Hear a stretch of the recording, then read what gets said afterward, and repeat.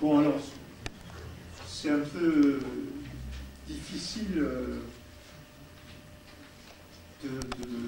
d'introduire un débat comme celui-là, parce qu'il y a le risque de partir dans des discussions un peu spécialisées sur tel ou tel aspect de Marx, et en même temps, je suis sûr qu'il y a un besoin de mettre en rapport cet héritage théorique avec des problèmes pratiques beaucoup plus contemporains, et c'est parfaitement légitime. Donc, je pense et j'espère me contenter d'une introduction et avoir le maximum d'espace pour une libre discussion permettant de répondre au plus près aux préoccupations qui peuvent être les vôtres, et d'ailleurs assez différenciées. Alors, cela suscite, c'est une véritable surprise parmi les journalistes en particulier, d'un coup de jeune, d'un reverdissement de Marx,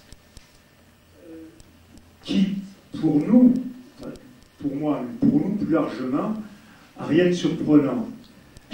Alors, il se trouve que, même pour les non-spécialistes en philosophie, tout le monde a dû entendre parler de la mort récente de Gilles Deleuze, qui n'a pas la réputation d'être un bolchevique acharné, mais vous avez là, dans les entretiens posthumes qui vont sûrement paraître un jour, quelques passages de Deleuze sur Marx. Je ne comprends pas ce que les gens veulent dire quand ils prétendent que Marx s'est trompé. Encore moins quand on dit que Marx est mort. Il y a des tâches urgentes aujourd'hui. Il nous faut analyser ce qu'est le marché mondial, quelles sont ses transformations, et pour cela, il faut passer par Marx. Mon prochain livre, et ce sera le dernier, s'appellera Grandeur de Marx. Bon, malheureusement, je ne sais pas si le livre existe, au moins à titre d'ébauche, mais c'est un jugement sûrement plus avisé, plus fondé que les clichés expéditifs qui avaient cru se débarrasser et du marxisme, des marxismes orthodoxes portés par les grands partis sociodémocrates ou staliniens depuis le début du siècle, mais se débarrasser à l'occasion de la pensée de Marx. Verte et pas surprenante. Pas du tout en fonction d'un acte de piété qui devrait faire de nous des gardiens du temple en disant non, non, là, il ne faut pas toucher à ça, ça fait partie quand même des bagages sacrés. Non, je crois que la raison est beaucoup plus concrète et pratique. C'est que le propos central de Marx, c'est de penser et de comprendre la société dans laquelle nous vivons. Autrement dit, d'une société qui est vouée à la généralisation des rapports marchands, où tout devient tendanciellement marchandise, et où tous les rapports entre les hommes, les femmes et la richesse de ces rapports est mesurée par le temps de travail. Pense à la deuxième moitié du XIXe siècle, construit une compréhension de ce système-là, c'est un système qui est encore à l'état presque naissant. C'est-à-dire, le capitalisme développé, industriel, productif, existe essentiellement dans les pays d'Europe, en partie aux États-Unis, mais on est encore loin de la généralisation planétaire des rapports marchands. Or, aujourd'hui, on se rend compte du fait que la production, l'échange de marchandises gagne tout, y compris les domaines qu'on aurait pu penser épargnés. Il y a un véritable commerce du corps humain. On peut dire que c'était déjà le cas, dès lors que la force de travail est une marchandise. Mais vous avez en Amérique latine, c'est connu, et pas seulement en Amérique latine, le système des ventes d'organes. Les gens en bonne santé sont prêts à vendre un rein, un œil, pour des greffes, pour avoir un mini-revenu et ouvrir une échoppe sur un trottoir de Mexico, etc. Vous avez eu le sommet de Rio sur la biodiversité et les accords sur l'écologie, et vous voyez au ailleurs qui faisait partie de l'espace public disponible pour les communautés indiennes, et qui là aussitôt ont le label breveté qui en fait tout simplement une propriété privée et un monopole de telle ou telle firme qui l'aura acheté. Donc on est en fait dans la phase de réalisation, c'était simplement les débuts, et dont il prévoyait la logique, c'est-à-dire certains progrès réels, techniques, médicaux, etc., mais progrès pris dans des rapports sociaux tels que tout progrès a sa contrepartie de dégâts, de barbarie, de nuisances et de destruction de l'environnement naturel. La deuxième raison, je crois, qui fait de Marx pour nous un interlocuteur actuel, c'est sa capacité. Et en particulier, là je crois qu'on est en plein dedans, on connaît un chômage massif dans la plupart des pays dits développés. Aujourd'hui, ça se chiffre par millions et millions, mais là, on est dans des pays où il y a des chômeurs reconnus, des statistiques discutables, mais qui donnent une approximation. Évidemment que dans la plupart des pays du tiers-monde, il y a des formes de chômage par marginalisation, tout simplement.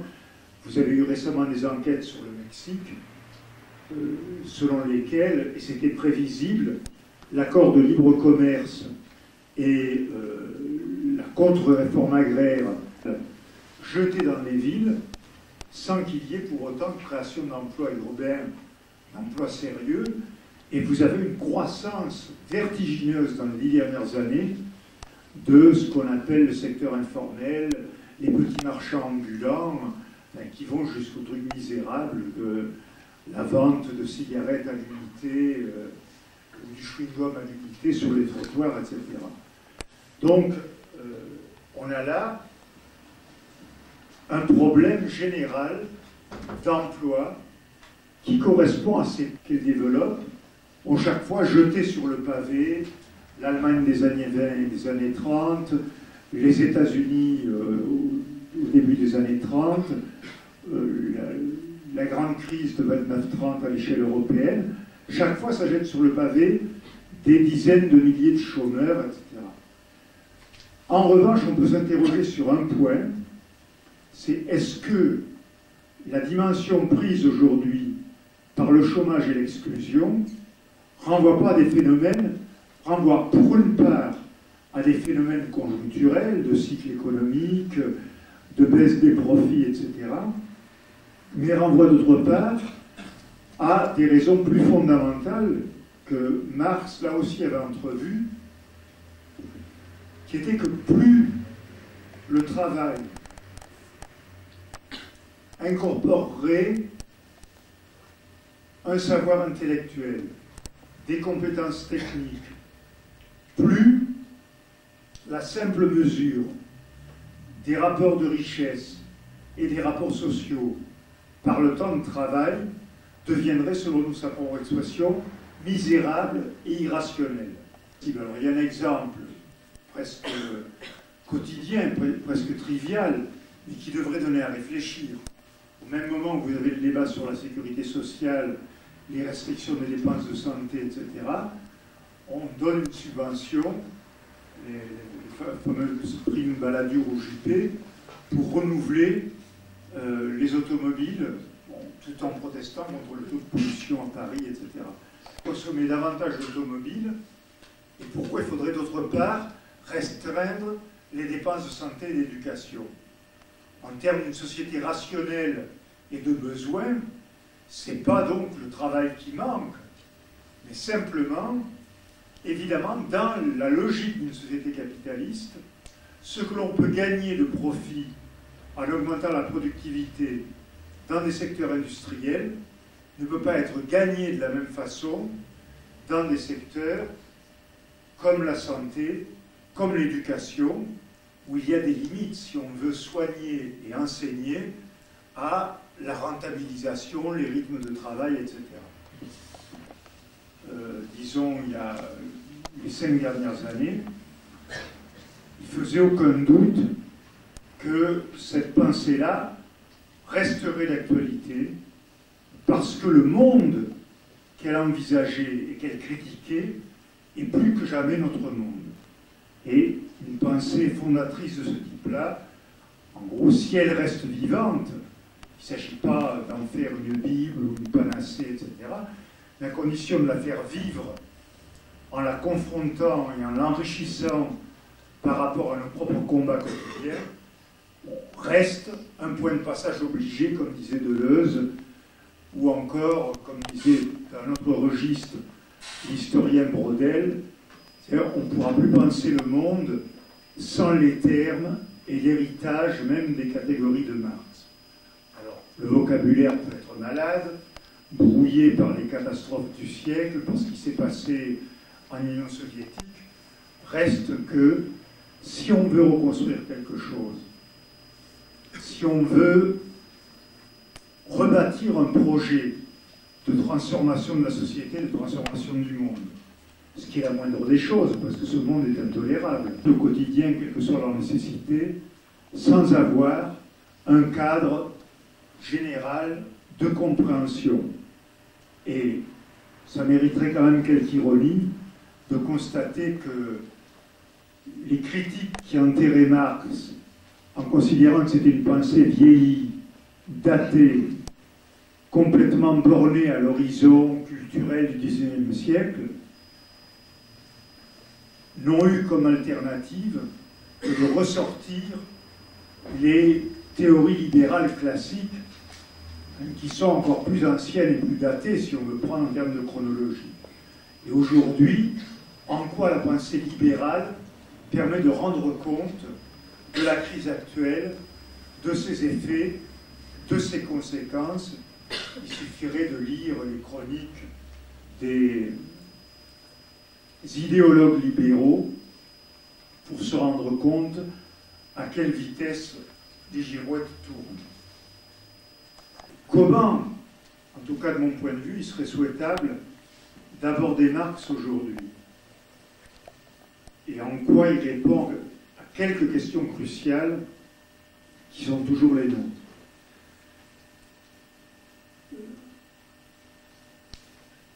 Tout d'abord, je ne cherche pas, dans les bouquins, ce serait ridicule, de faire de Marx une pensée d'une seule coulée.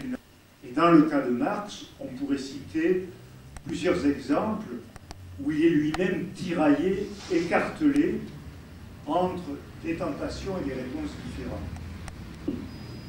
Ça me paraît à peu près évident.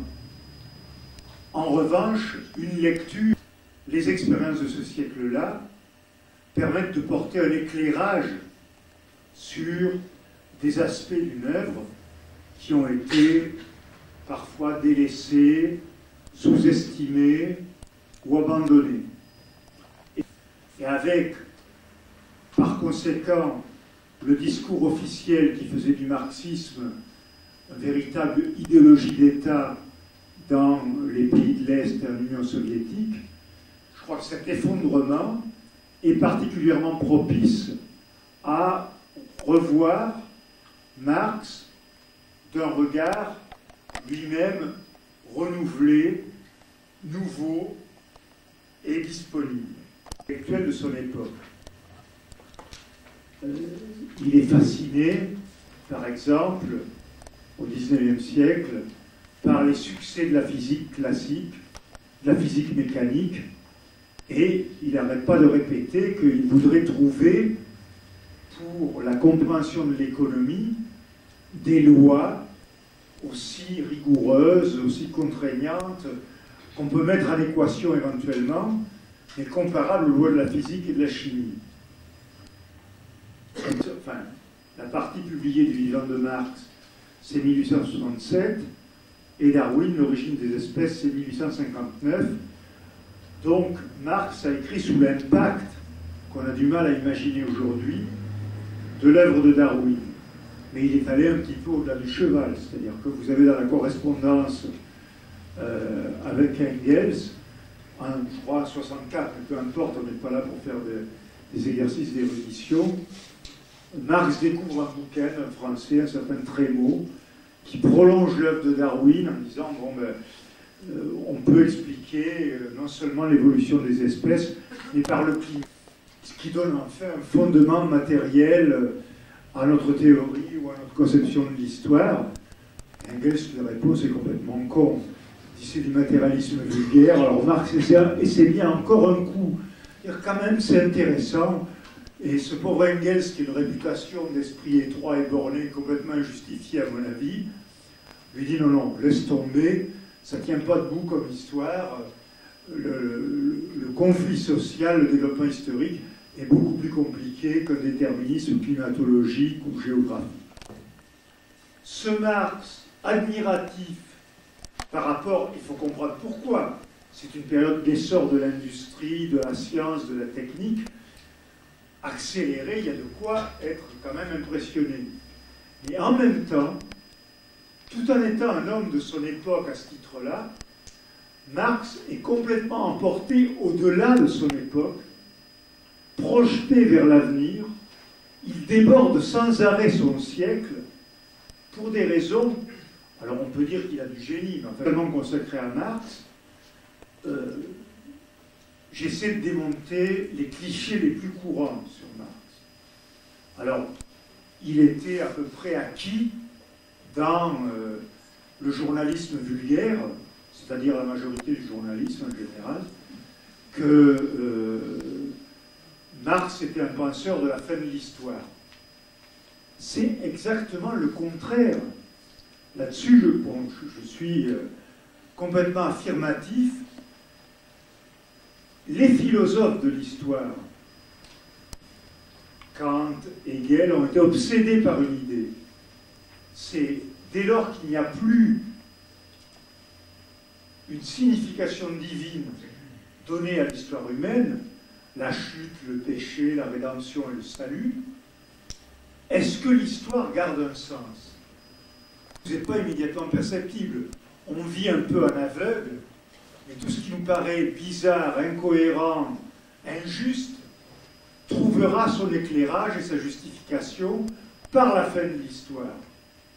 Or, au milieu des années 40, le jeune Marx répudie catégoriquement ce qu'il appelle les philosophies spéculatives ou l'histoire sacrée, par prédestinée, préécrite.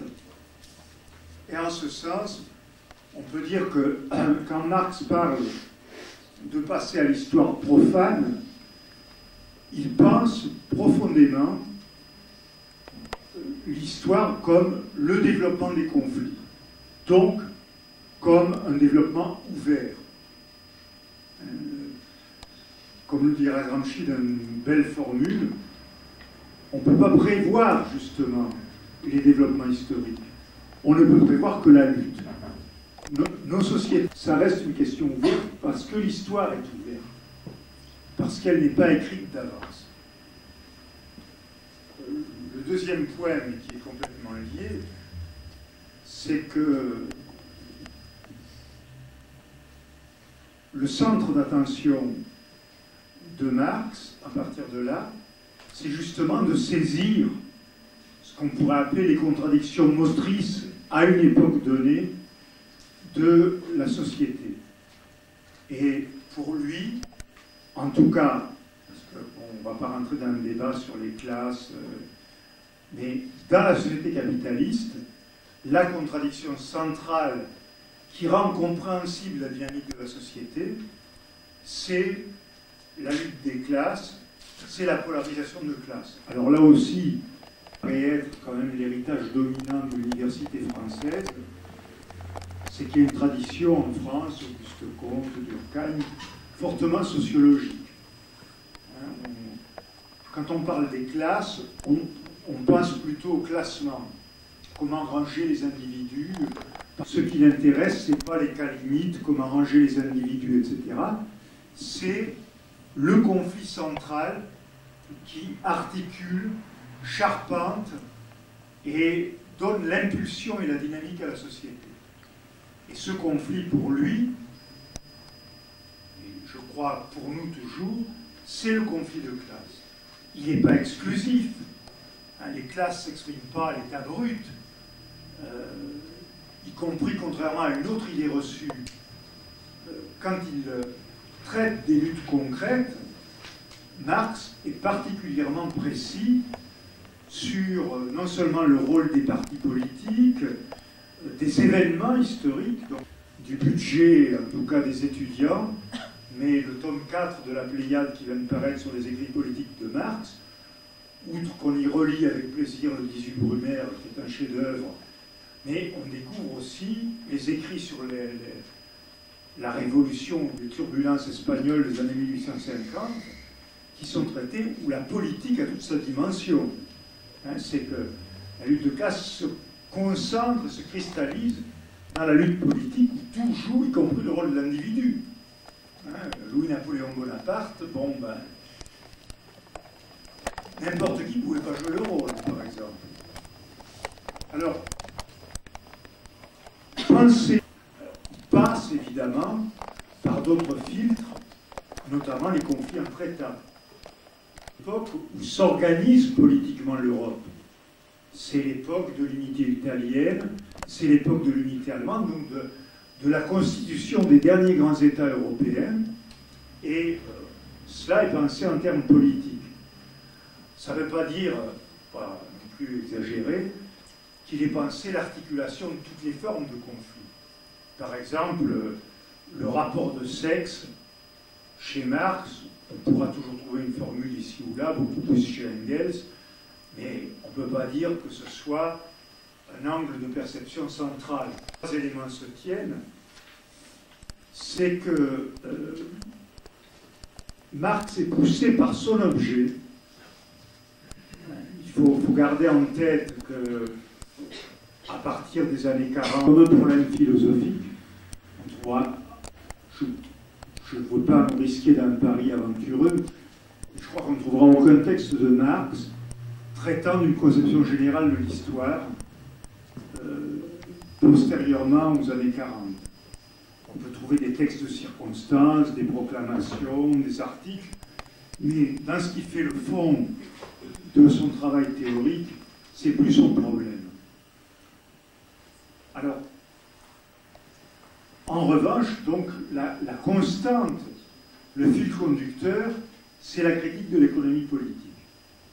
C'est non pas la fondation d'une science économique nouvelle, mais la critique de l'économie politique, l'idée de critique étant un mode de connaissance critique, comme son nom l'indique, qui ne peut pas s'achever à un nouveau savoir positif, mais qui ne peut s'achever qu'avec l'anéantissement de son objet, le loi physique.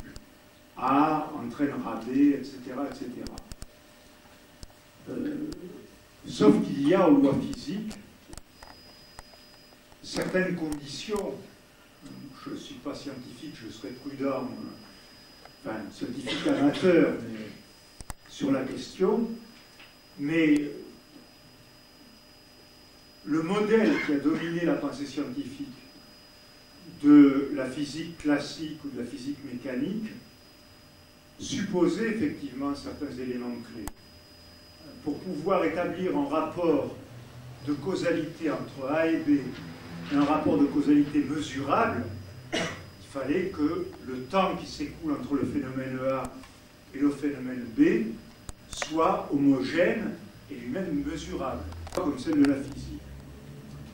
Et c'est tellement vrai que bien avant Marx, il y a eu une tentative, ça si ça vous intéresse pour la curiosité, c'est à 2 ans de distance, que sont parus en 1689 et 1691 les principes mathématiques de Newton et un texte, par ailleurs peu connu, du philosophe anglais Locke sur, ça pourrait être d'actualité d'ailleurs, sur la Banque d'Angleterre et la monnaie unique pour l'Angleterre à l'époque. Mais quelle est l'idée? L'idée, c'est que par la Banque centrale anglaise et la monnaie, on unifie un espace, le marché anglais, qui est un espace homogène dans lequel l'économie se développe dans un temps homogène. L'économie capitaliste ne fonctionne pas selon ces critères. C'est au contraire une combinaison de cycles, de rythmes différents, de production, de circulation. C'est ce qui produit les crises. L'espace n'est pas homogène, même dans un marché unifié. Le capital se développe parce qu'il peut justement jouer sur les inégalités de développement entre régions, entre secteurs premiers, par l'organisation des transports, etc. On a donc un espace qui n'est pas du tout l'espace idéal de la physique. On a un temps qui est un temps brisé, syncopé par les crises, par les événements politiques, par les guerres, par les révolutions. Et donc tout ça n'est pas pensable dans les catégories de la science classique du XIXe siècle. D'ailleurs, il cherche des réponses du côté de la biologie. Le vivant est déjà plus proche de la manière dont fonctionne le capital. Et le spécialiste, il n'était pas très doué pour ça, à étudier les mathématiques. Il y a un gros bouquin de manuscrits mathématiques. Et pour une raison, c'est qu'il voudrait trouver une formulation mathématique à ces mouvements irréguliers. Et il dit, bon, il faudrait d'autres outils pour penser ces mouvements qui sont bizarres. Tomber non plus dans les trucs à la mode faciles.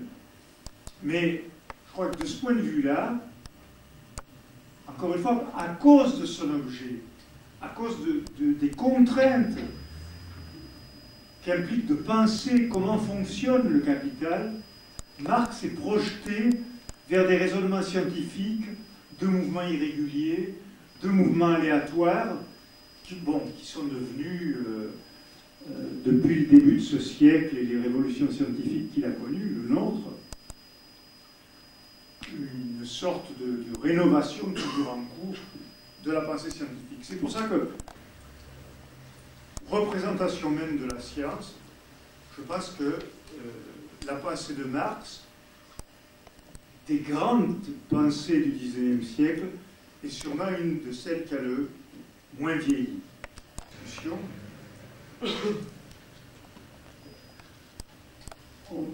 J'étais invité à un débat, que reste-t-il de Marx? Bon, je dirais de Borest, disons. Mais de Borest au sens où c'est encore une théorie de nos contradictions sociales, de nos conflits, qui rend le monde, y compris notre monde aujourd'hui, compréhensible. Si vous prenez les économistes classiques, y compris leur expression journalistique, si le ridicule tuait, ce serait une hécatombe. En général, les prédictions ne durent pas plus d'un an. Il va y avoir une reprise, puis non, les taux d'intérêt vont bouger. Le Mexique, c'est le miracle mexicain. C'est pas très grave. L'essentiel, c'est qu'on l'ait vu. Bon, et le miracle mexicain est fini en 6 mois, si le contraire, c'est la débâcle. En revanche, je crois que la théorie de Marx, avec ce qu'il y a de meilleur dans sa postérité, il ne s'agit pas de rester à Marx, mais vous avez toutes les contributions ensuite sur la question nationale, sur l'économie, etc., rend notre monde intelligible,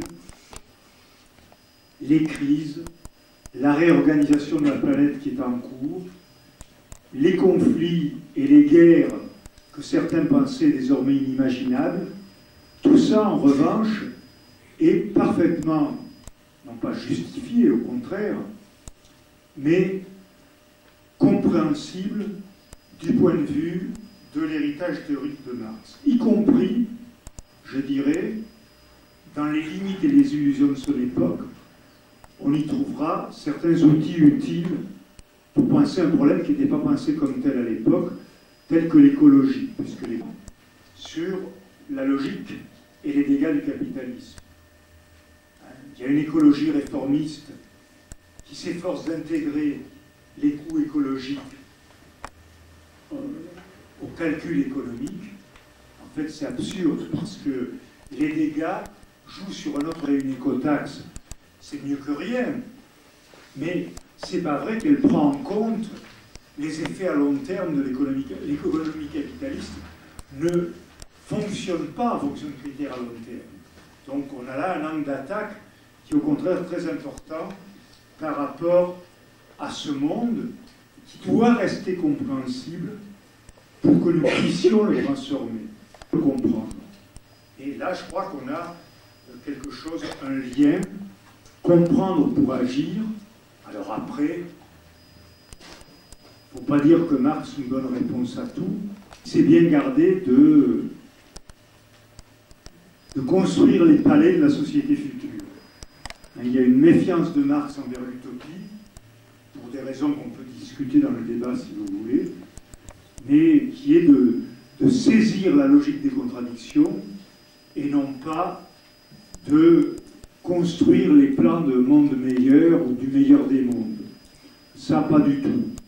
Il y a les premiers éléments ou les grandes lignes de force de ce que devrait être une transformation sociale, mais pas au-delà. Alors on peut dire aujourd'hui, ça nous manque, parce qu'après les désastres à l'Est, on aurait besoin déjà d'avoir une vue plus claire d'une société concevable. D'accord, ça c'est notre problème, traitons-le en fonction des données de notre époque, et ne demandons pas à Marx ce qu'il ne pouvait pas donner, ce qu'il a donné est déjà pas mal.